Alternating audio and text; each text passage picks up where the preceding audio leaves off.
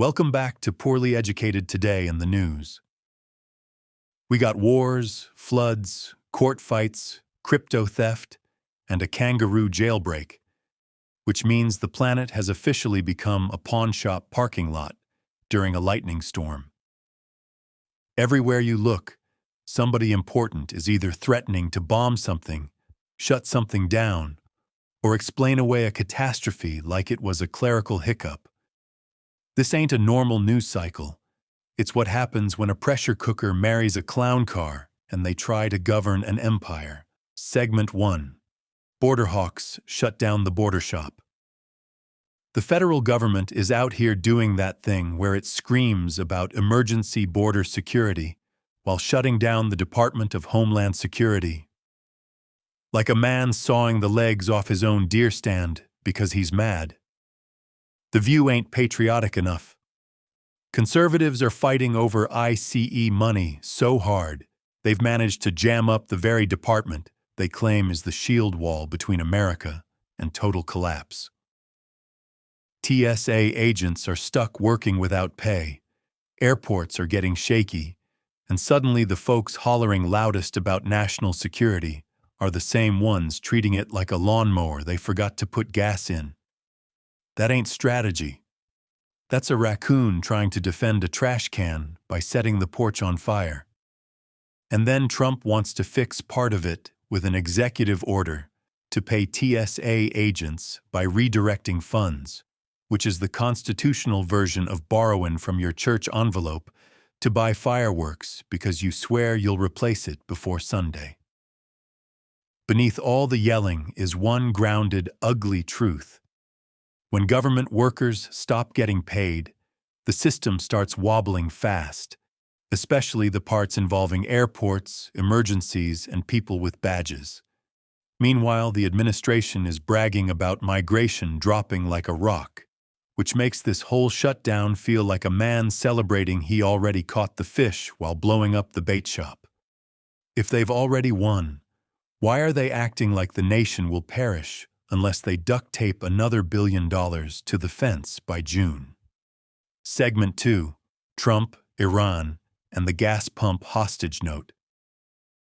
Over in the Middle East, Trump is threatening Iran over the Strait of Hormuz like a guy standing shirtless at a boat ramp, yelling that if you don't open the lake right now, he's going to bulldoze the marina, the tackle store, and somehow heaven too. The war has spread from bombs and airstrikes into full-on infrastructure punishment, with ports burning, desalination plants getting hit, and whole countries staring at power and water problems because the region's been turned into a fuse box in a bathtub. Iran's playing hardball, the US is rattling sabers on social media, and the rest of the world is standing around like neighbors watching two drunk men argue over a chainsaw. It would almost be funny if so much of the global economy wasn't hanging on a narrow stretch of water and a few terrible decisions. And sure enough, the gas pump starts swinging at regular people first, because it always does. Oil jumps, gasoline spikes, and suddenly every American with a pickup truck is doing advanced math in a speedway parking lot, trying to decide whether to fill the tank or just coast downhill for the next 3 weeks. Wall Street, of course, reacts like a house cat staring at a tornado and deciding this feels bullish, because traders heard one vague hint about de-escalation and started acting like burning ports are a growth sector. The grounded fact underneath all this nonsense is simple. When a huge chunk of global oil flow gets choked, the pain doesn't stay overseas. It lands right in grocery bills, freight costs, and the little red numbers on everybody's dashboard. Segment 3. The court says no and Trump throws the remote. Back here at home, the Supreme Court looks ready to smack down Trump's birthright citizenship order, which is a pretty big deal considering this was supposed to be his home-built conservative super team. He rolled into court wanting the 14th Amendment treated like a terms of service agreement nobody actually read, only to find out even judges he likes still know what words mean when they're written down plain as day. There's a special kind of political comedy in watching a man praise the Constitution like it's holy writ right up until it tells him no. Then suddenly it's crooked, stupid, disloyal, and probably run by elves in robes.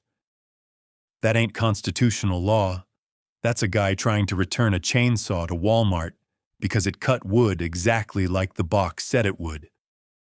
Then Chief Justice John Roberts had to come out and gently explain that attacking judges personally is bad, which is the kind of statement that should not need to be made in a functioning republic. When the Chief Justice starts sounding like the exhausted principal at a middle school assembly, you know the branches of government are no longer co-equal institutions and have become three pit bulls sharing one pork chop. The serious part hiding under the circus is that public faith in courts matters, because once people decide rulings are just tribal team jerseys, every loss feels illegitimate, and every legal boundary becomes optional. That is how a nation goes from laws to vibes. And brother, vibes are a terrible foundation for 330 million people and a nuclear arsenal. Segment 4. ICE raids, voter lists, and the great bureaucratic whiplash. Immigration policy right now feels like somebody wired 3 different leaf blowers into one extension cord and called it a doctrine. On one side, the administration wants tighter citizenship checks for voting and a giant federal database to sort out who's who, which sounds efficient until you remember government databases are often held together by prayer, toner dust, and one lady named Denise, who's been doing miracles since 1998. On the other side, they're also floating major wage hikes for foreign tech workers, which is a wild little twist for a movement that usually talks about foreign labor like it's raccoons in the attic. It's like hearing a man scream "Buy American" while paying extra for imported screws because the domestic ones aren't shiny enough. Meanwhile, ICE is making a lot of arrests, but still not enough to satisfy the quota crowd, which tells you this whole machine is powered less by workable goals than by a permanent emotional need to look one press conference away from total war.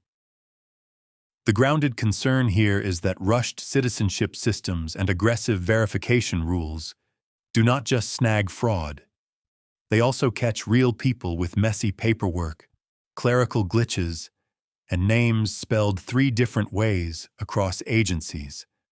That means legal voters, especially naturalized citizens, can get treated like counterfeit 20s because a database hiccuped on a hyphen.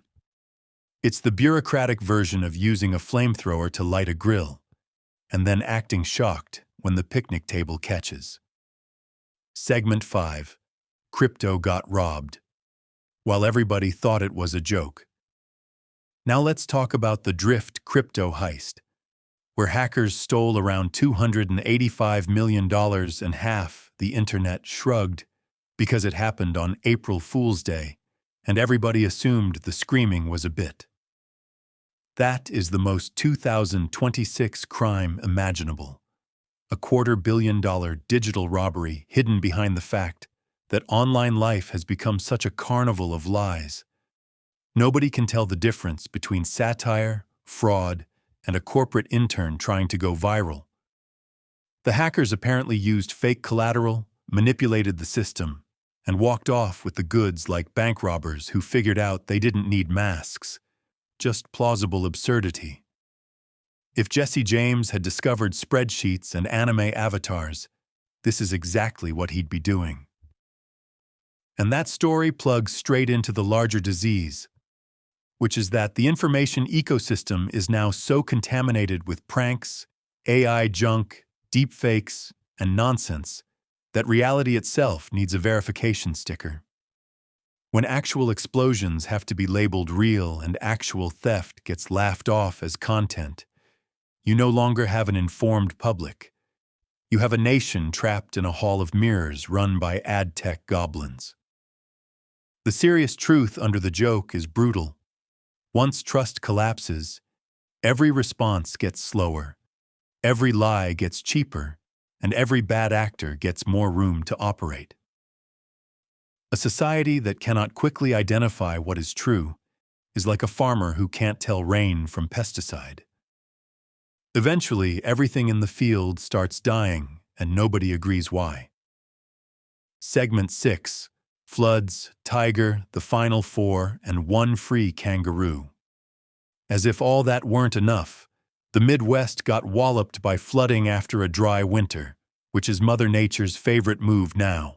Starve you for months, then dump a whole season on your roof in one long weekend, like she found the weather settings and sat on the remote. Rivers shot up fast, roads washed out, and communities in places like Indiana got reminded that climate whiplash is real, even if politicians still talk about it like it's a college seminar for liberals in sandals. The grounded reality is simple and expensive. Floods wreck crops, hammer infrastructure, strain emergency budgets, and punish regular folks who do not have a second house, a consultant, or a backup driveway. Nothing says modern America like needing disaster aid while the political class is arguing about whether the water should provide ID first. Then the culture side of the news somehow got even stranger, with Tiger Woods back in trouble after another crash and DUI arrest, while the country also gears up for a big Yukon-Michigan title clash, and a kangaroo named Chesney turns into a marsupial folk hero by breaking out of a petting zoo for 3 straight days. That is the full American menu right there. Tragedy, spectacle, sports obsession, and one lawless animal making local police look like extras in a low-budget Western. Somewhere in there, NASA has people circling the moon again, which is uplifting until you remember we can send humans around the moon, but cannot keep a kangaroo contained, or an internet full of adults from confusing a hack with a prank. We are a brilliant, ridiculous civilization, like a monster truck with a PhD and no brakes. In conclusion, this week felt like the whole world grabbed the wheel at once, and none of the passengers could agree whether we were headed toward war, recession, constitutional breakdown, or just another app-based humiliation. The through line in all of it is contradiction. The border crowd defunding border security, the market cheering while supply lines burn, the courts having to remind politicians that law still exists, and the internet becoming so fake it accidentally helps real criminals. That's the age we live in now, where every serious event arrives dressed like a joke, and every joke has a body count hiding behind it. So keep your gas tank half full, your paperwork organized, and your kangaroos accounted for, because apparently that is what responsible citizenship looks like in 2026.